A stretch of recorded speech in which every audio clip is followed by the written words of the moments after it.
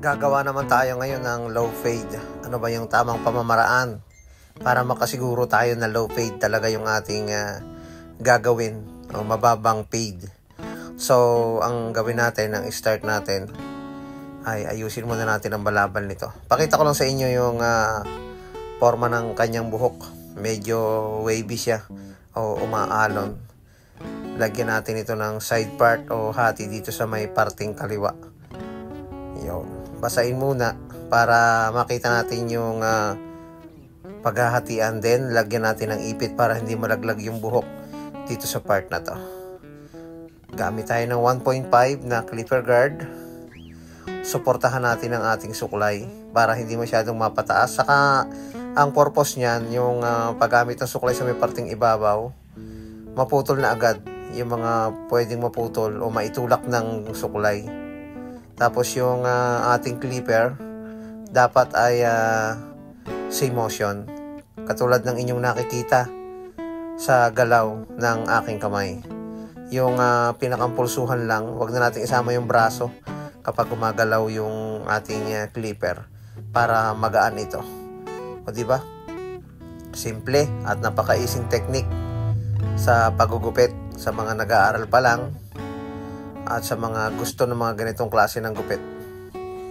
Ganitong pamamaraan ang gawin ninyo.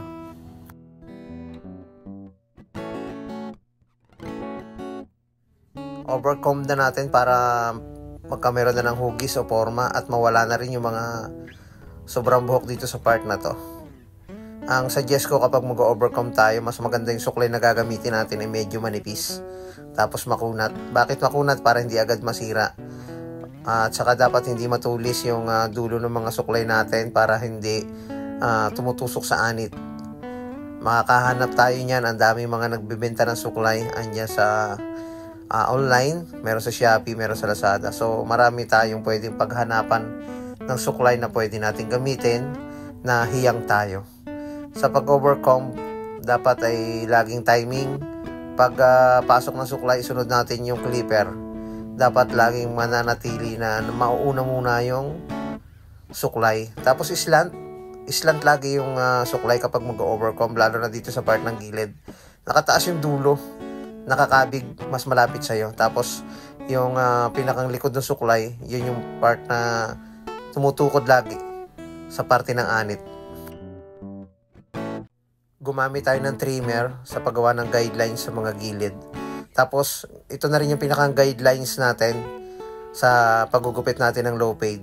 Para makasure tayo, gumawa tayo ng pinakang guidelines dito. Para sure na mababa talaga yung fade na gagawin natin, mababang guhit lang. Halos sa kunting-kunti lang yung babawasin natin sa part ng ilalim. Yan kung inyong makikita. Wala pang half inch yung ginuguhit ko dito. Ayun, kasi kapag nagkameron tayo ng pag-blending niyan, tataas pa yan ng konti. Ayan, makikita natin na sakto sa low fade yung ating gagawin kapag gumawa tayo ng guidelines. Ito lang yung advantage ng may guidelines dahil nagiging sakto o hindi tayo maliligaw doon sa taas o sa baba ng ating ginagawa o doon sa saktong fade na ating ginagawa, kung ito ba ay mid fade, high fade or low fade. Para sa akin, medyo mas mahirap gumupit ng mas mababa kasi yung pag-control. Kapag hindi natin na-control ito, maaaring tumaas yung gupit natin at mapunta ito sa mid-fade.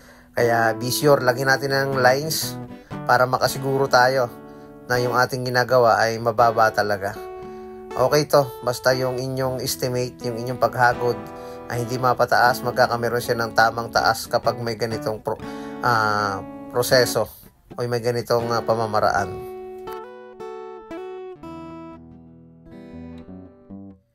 0.5 na clipper guard na agad yung gagamitin ko dito kasi yung kanyang buhok ay wavy, hindi na umaangat. Ibig sabihin, dumidikit sa anit. Saka mas mababa naman yung gagawin natin paghagod dito. Pupokus lang tayo doon sa pinakang guidelines na ginawa ko. Kanto-kanto lang lagi ng clipper. The same pa rin kung ano yung aking tinuturo dati pa sa mga una ko mga vlog. Ganon pa rin kapag humahagod tayo. Konting babataas lang, lalabas na agad yung pag-fade niya, pakunti-kunti. Wag na natin masyadong itataas kasi iba yung magiging resulta niya kapag napapataas yung hagod natin, lalo na 0.5 lang yung gamit natin na clipper guard or 0.5. Yun. Focus lang tayo dito sa may guidelines, tapos unti-unti lang natin sundutin ng C-motion. Magaan yung hawak sa clipper. Yan, tingnan nyo yung aking kamay. Halos pulso lang yung gumagalaw, tapos kunti lang yung dikit niya sa anit para maiwasan natin na ma-irritate o hindi siya masakit sa anit. At the same time, makakagupit tayo ng sakto sa taas at makakagupit tayo ng tama kapag magaan yung ating kamay, at makaiwas tayo sa mga pag-irritate ng balat o hindi pumula ito kapag magaan ang kapit o hawak ng ating clipper.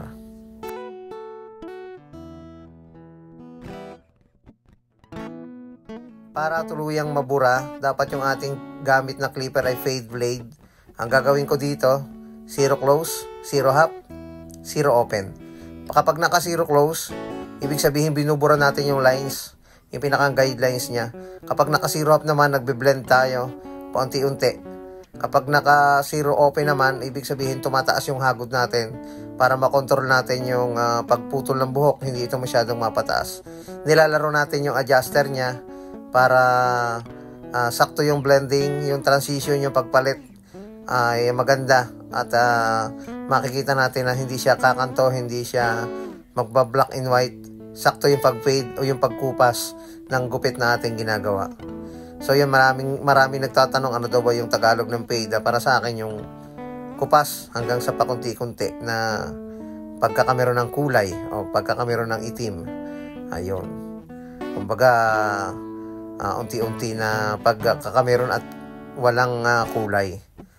Maraming paliwanag dyan ng mga barbero sa mga ganyang klaseng gupit. Kanya-kanya ng term na ginagamit. So, dapat ganyan lang yung galaw ng kamay.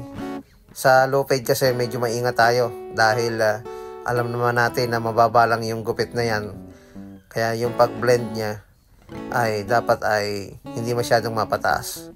Kapag gumugupit tayo ng fade cut, wag natin lalagyan ng lines dito sa may likod ng tenga paikot kasi nagmumukha siyang barber's cut. Pag sinabing low fade, tanggalin natin ang guidelines, kiss natin, as in i-fade natin at walang makikitang guhit. Ang guhit, dito natin ilalagay sa may part ng temple niya, malapit sa may kilay o dito sa may tagiliran. Next, basahin natin yung buhok. Ibabaw naman yung babawasan natin. Sa part ng ibabaw, may kanya-kanya tayong pamamaraan ng pagbabawas kung ano yung nakasanayan natin. May traditional at merong modern o merong kanya-kanyang technique.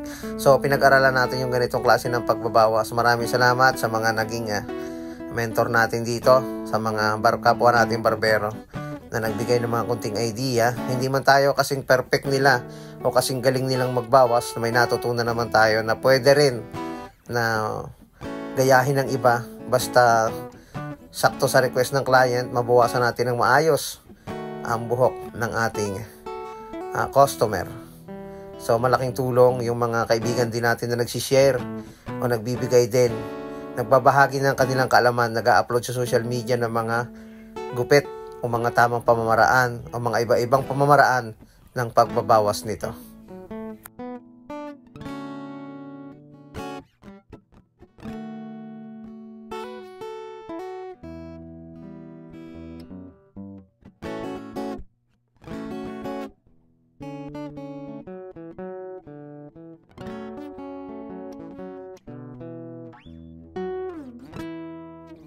Ano ba yung purpose ng texturizing o pag-texture ng buhok? Para mabawasan yung bigat o mabawasan din yung pag-alo ng buhok niya. Kapag mabigat kasi yung buhok, minsan bumabagsak, hindi masyadong sumusunod kapag nilalagyan natin ng hair product. So, kailangan nating bawasan yung bigat ng mga dulo nito at mabawasan din yung pagkulot ng buhok. Sumakto yung volume niya at hindi masyadong mabigat kapag sinusuklay. Ayun. Yan yung purpose ng pag-texturize ng ating buhok. Maraming forma ng pag-texturize. Merong padiretso sa buhok, meron namang medyo pasigsag sa buhok. So kung ano yung nababagay na pagbawas, yun ang dapat yung gawin. At kung ano yung hiyang at kung ano na rin yung nakasanayan ninyo, pwede naman yan. Basta makakatulong sa magandang resulta ng gupit na ating ginagawa.